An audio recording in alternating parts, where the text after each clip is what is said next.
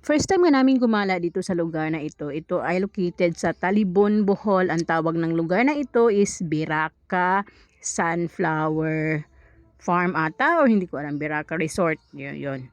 So, eto, ang gaganda ng mga pananim nila. Yung first na naglalakad is kapatid ko yon. Tapos, ito kami, naglalaro kami ng gandang-gandahan dito.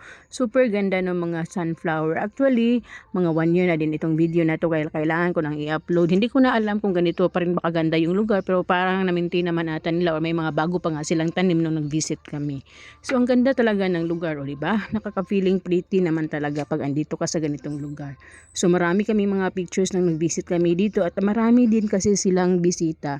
Hindi lang kasi sunflower yung makikita mo talaga, pero expected mo na talaga pag nag-visit ka dito, abay, sobrang init. Wala talagang mapagtaguan. Yung anak ko, andyan may mga playground din kasi sila, kasi malaki yung lugar, may mga playground sila, may basta madami yung pwedeng pagpicturan. Yung mga bata mag-i-enjoy talaga sila, may mga swing, ayan yung anak ko, feeling na naman niya, ang galing-galing niya. Kaya nung pauwi na kami, sobrang init pa din, around 3 to 4 PM na ata ito. Pero tingnan yung langit, ang ganda tingnan ng langit, kaya hindi ko na talaga ini-stop na mag-video. Videohan ko talaga siya kasi ganda-ganda ako sa langit, nakatingin sa langit. Sobrang mainit, pero napakakalma tingnan ng langit. Nakaka-enjoy tingnan lang siya. So ayan, habang nagbibiyahe kami ay talagang pinagpatuloy ko ang pagbi-video, kahit yan na lang yung nakikita ko.